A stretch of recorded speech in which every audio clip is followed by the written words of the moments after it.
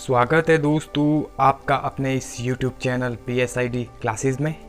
Complete basic computer course for JOAIT की इस series को आगे बढ़ाते हुए आज हम इसके लेक्चर 5 का पार्ट 2 लेके आए हैं, जिसका टॉपिक है जनरेशंस ऑफ कंप्यूटर।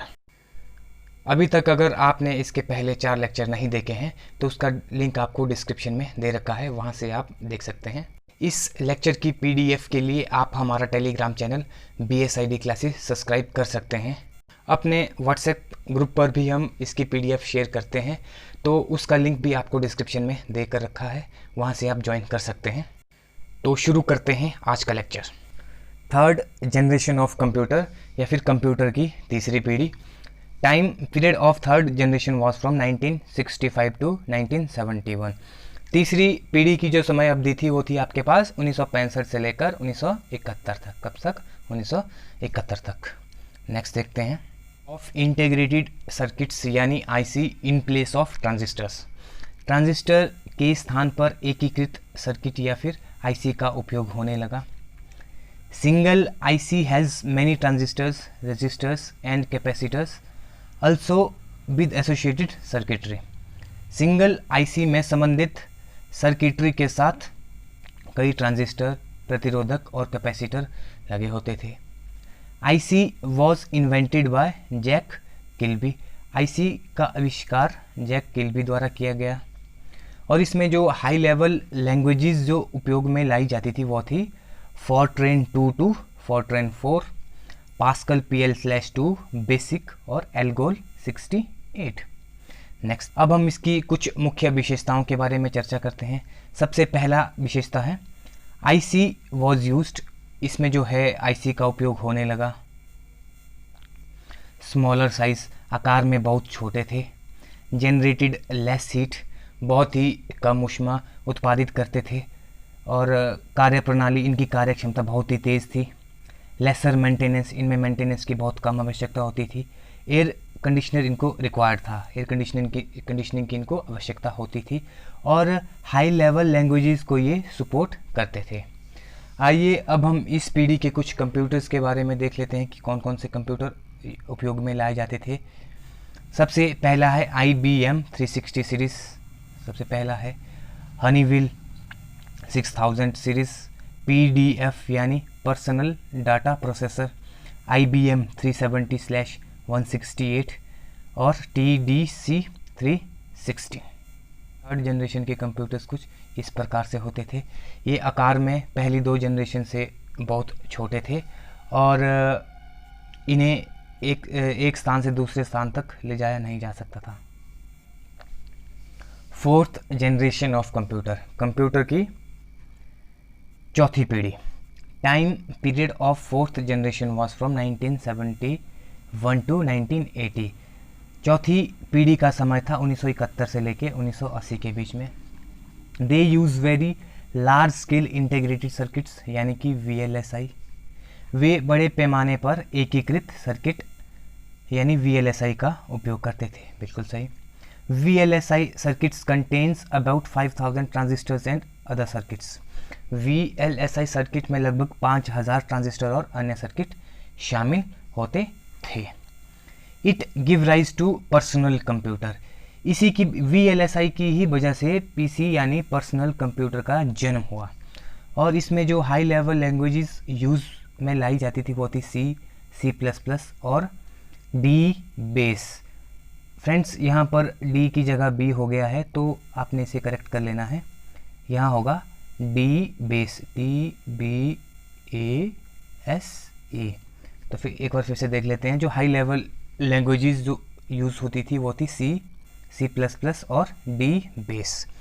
अब हम इसके मुख्य विशेषताओं के बारे में चर्चा कर लेते हैं।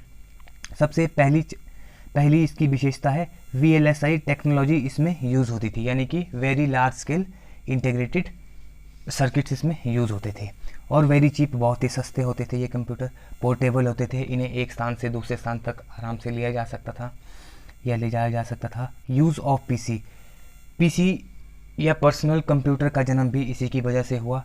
दे आर वेरी स्मॉल, ये आकार में बहुत छोटे होते थे। No AC required, air conditioning की इनको आवश्यकता नहीं होती थी। Concept of internet was introduce. Internet का कंसेप्ट भी इसी पीढ़ी में हुआ, और computer can be easily available, और ये इतने चीप होते थे कि आसानी से कंप्यूटर को उपलब्ध करवाया जा सकता था। अब हम इस पीढ़ी के कुछ मुख्य कंप्यूटर्स के बारे में देख लेते हैं कि कौन कौन से कंप्यूटर उपयोग में लाए जाते थे। सबसे पहला कंप्यूटर है DEC-10, नेक्स्ट है स्टार 1000, PDP-11, Cray-1 जो कि पहला सुपर कंप्यूटर था, और Cray-XMP ये भी एक प्रकार का सुपर कंप्यूटर था। आइए अब इसकी हम इमेज देख लेते हैं। ये कुछ इस प्रकार, चौथी जनरेशन के कंप्यूटर कुछ इस प्रकार से होते थे। आकार में छोटे होते थे, पोर्टेबल भी होते थे, और इनको AC की आवश्यकता भी नहीं होती थी। अब हम पांचवी पीढ़ी के कंप्यूटर के बारे में डिस्कस कर लेते हैं। Fifth generation computer. Time period of fifth generation is 1982 till date. पांचवी पीढ़ी के कंप्यूटर की समय अवधि है 1980 से लेकर आज तक। मतलब आज तक हम जो भी कंप्यूटर आजकल जो हम कंप्यूटर यूज़ कर रहे हैं वो भी पांचवी पीढ़ी के कंप्यूटर हैं। VLSI technology become ULSI। अब ये जो VLSI टेक्नोलॉजी थी, वेरी लार्ज स्केल इंटीग्रेटेड जो सर्किट्स थे, अब वो बन गए अल्ट्रा लार्ज स्केल इंटीग्रेशन। क्या हुआ? ULSI यानी कि ultra large scale integration technology के साथ रिप्लेस किया।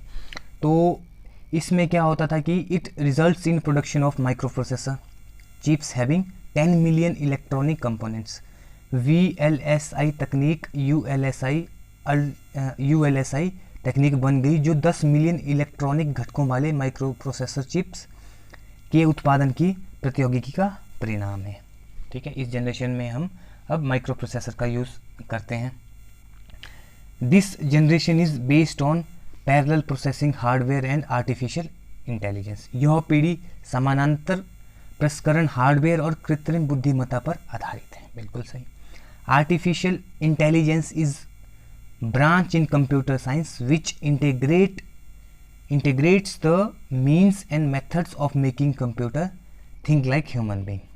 कृत्रिम बुद्धिमत्ता विज्ञान की वह शाखा है जो मानव की तरह कंप्यूटर के सोचने के साधनों और तरीकों को एकीकृत करती है। It includes robotics, neural networking, game playing, natural language understanding and generation. इसमें शामिल है robotics, neural networking, game playing, प्राकृतिक भाषा समझ और पीढ़ी शामिल है। All the high level languages like C++, Java net एक्सेप्टर are used in this generation. इस जनरेशन में जो हाई लेवल लैंग्वेजेस जो यूज़ होती थी वो है हमारे पास C++, जावानेट एक्सेप्टर इत्यादि। अब हम इसकी जो मुख्य सबसे पहले है ULSI technology, ultra large scale integration technology को इसने जन्म दिया। बिल्कुल सही। Development of true artificial intelligence, सच्ची कृत्रिम बुद्धि का विकास इसी जनरेशन में हुआ। More user friendly interface with multimedia feature, multimedia विशेषताओं के साथ उपयोगकर्ता के अधिक अनुकूल इंटरफेस प्रोवाइड कराता है। Availability of very powerful and compact computers at cheap rate, बिल्कुल सही। सस्ते दर पर बहुत शक्तिशाली और कॉम्पैक्ट कंप्यूटर हमें उपलब्ध होते हैं, बिल्कुल सही। अब हम इस पीढ़ी के कुछ कंप्यूटर के बारे में डिस्कस कर लेते हैं जो कि प्रचलन में है। जो सबसे पहला है हमारे पास डेस्कटॉप कंप्यूटर का हम उपयोग करते हैं आजकल। लैपटॉप वो भी 5th जनरेशन का कंप्यूटर है। नोटबुक 5th जनरेशन का है। अल्ट्रा बुक भी इसी जनरेशन का है और क्रोम बुक भी इसी जनरेशन का है। 5th जनरेशन के कंप्यूटर कुछ इस प्रकार के होते हैं। ये इमेज में आप देख सकते हैं, वेरी कॉम्पैक्ट होते हैं और सबसे बड़ी बात ये बहुत ही चीप होते हैं और आसानी से उपलब्ध हो जाते हैं। अब हम सभी जनरेशन्स को एक बार रिव्यू कर लेते हैं। सबसे पहली जो जनरेशन है उसका टाइम पीरियड था 1946 टू 1959 और इसमें जो है वैक्यूम ट्यूब का यूज़ होता था। अब सेकंड जनरेशन का जो टाइम पीरियड था वो था 1959 से 1965 और यह किससे बेस्ड थी? ट्रांजिस्टर्स बेस्ड थी। थर्ड जनरेशन जो थी उसका टाइम पीरियड था 1965 टू 1971 और यह थी आईसी यानी integrated circuit based. Fourth generation, इसका टाइम पीरियड था हमारे पास 1971 टू 1980, और इसमें जो इसका जो बेस था VLSI माइक्रो प्रोसेसर बेस्ड, यानी कि very large scale integration micro processor based थी। और फिफ्थ जनरेशन जो कि 1982 टिल डेट जो यूज़ होती है, तो यह बेस थी ULSI यानी ultra large scale integration micro processor based थी। वीडियो अच्छी लगे तो लाइक करें, शेयर करें, और अगर आप चैनल पर नए हैं तो सब्सक्राइब बटन के साथ बेल आइकॉन प्रेस करना ना भूलें। Thank you.